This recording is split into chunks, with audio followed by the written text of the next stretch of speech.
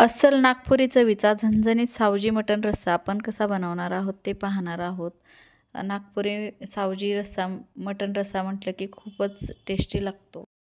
असं नागपुरी स्पेशल मटण सावजी रस्सा आपल्याला आठवतो आणि खूपच स्पेशल आहे आणि खूपच टेस्टी लागतो.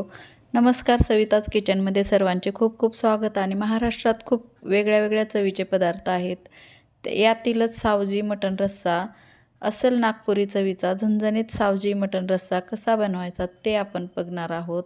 आता मी 1 किलो मटण घेतलं आहे, स्वच्छ धुवून घेतलं आहे आणि ह्याला आपण थोडंसं अर्धा तासासाठी मॅरिनेट करून ठेवणार आहोत.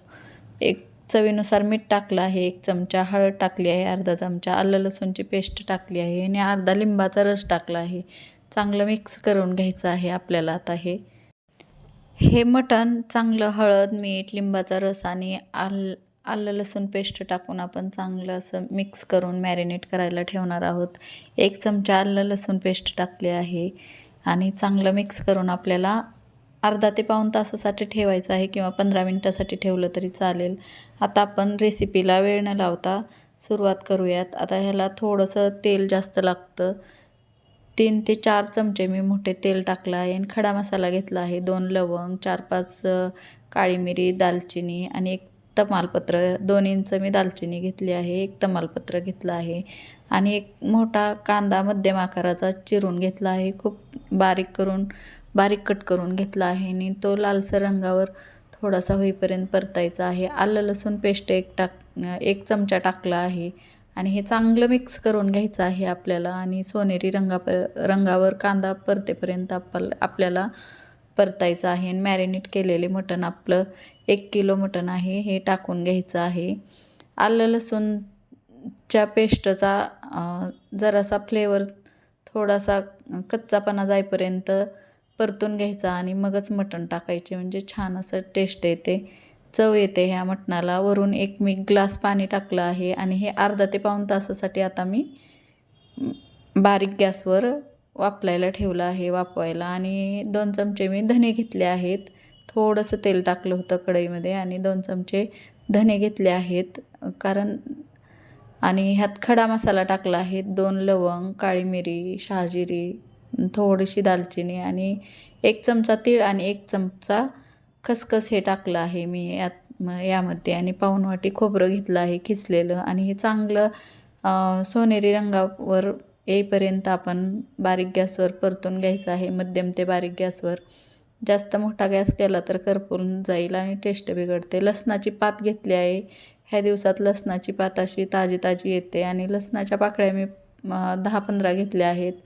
आलं घेतलं आहे 2 इंच आणि हे चांगलं मिक्स करून आपल्याला बारीक गॅसवर चांगलं सोनेरी रंगावर परतून घ्यायचं आहे खोबरं. आणि आता आपण हे मटण वाफवायला ठेवलेलं आहे, ते चांगलं वाफलवलं आहे, चांगलं वाफवून झाले आहे. आणि जर तुम्हाला वेळ नसेल तर कुकरमध्ये हे मटण वाफलवलं तरी चालतंय. आणि हे छान असं मटण वाफलवून आपलं तयार आहे. आता मी कांदा घेतला आहे गॅसवर जाळीवर भाजून, चुलीत भाजल्याची टेस्ट येते तसं. आणि हे भाजून घेतलेला आपण मसाला, धने, कच्चा मसाला आणि लसणाची पात, आलं लसूण हे टाकलं आहे. आता 2 मी म्हणजे पुदिन्याच्या काड्या टाकल्या आहेत आणि मुठभर कोथिंबीर घेतली आहे फ्रेश. आणि हा बारीक मसाला करून घेतला आहे, थोडंसं पाणी टाकून पेस्ट करून घेतली आहे. आता कढईमध्ये आपण तेल टाकलं आहे 4 चमचे. 10 ते 15 पाकळ्या लसणाच्या मी कट मारून तेलामध्ये टाकल्या आहेत. 1 मिरची टाकली आहे, तुम्ही चवीनुसार 2-3 टाकू शकता. आणि वाटून घेतलेला आपण हा मसाला टाकला आहे तेलामध्ये. चांगलं तेल सुटेपर्यंत आपल्याला हा बारीक गॅसवर मसाला चांगला परतून घ्यायचा आहे. आणि लसूण टाकल्यामुळे काय होते, छान टेस्ट येते ह्या भाजीला. आणि आपला घरगुती काळा मसाला असतो ना, तो टाकला आहे 1 मी मोठा चमचा. आणि लहान चमचा लाल मिरची पावडर टाकली आहे कलरसाठी. हा खूपच छान टेस्टी होतो सावजी मटण रस्सा नागपुरी. आणि आपण वाफवून घेतलेले हे मटण तुम्ही बघू शकता, मी टाकले आहे, चांगले वाफवून झाले आहे. अर्धा ते पाऊण तास लागले मला पातेल्यामध्ये, पण तुम्ही कुकरमध्ये करून घेऊ शकता. आणि छान असं आपलं मिक्सरचं भांडं इसळून टाकलं आहे आणि हे चांगलं शिजवून घ्यायचं आहे आपल्याला. आणि गरम पाणी टाकायचं आहे. मी 2 ग्लास पाणी असं टाकलं आहे. तुम्हाला रस्सा जर जास्त पाहिजे असेल तर थोडं पाणी वाढवू शकता तुम्ही. 2 ग्लास टाकलं आहे. पण अशा पद्धतीने सावजी मटण रस्सा जर बनवला तर खूपच छान होतो. आणि आता आपण मीठ टाकले आहे चवीनुसार. हे मटण आपण गरम पाणी टाकल्यावर एक अर्धा तास मी शिजवून घेतले आहे. चवीनुसार मीठ टाकले आहे आता.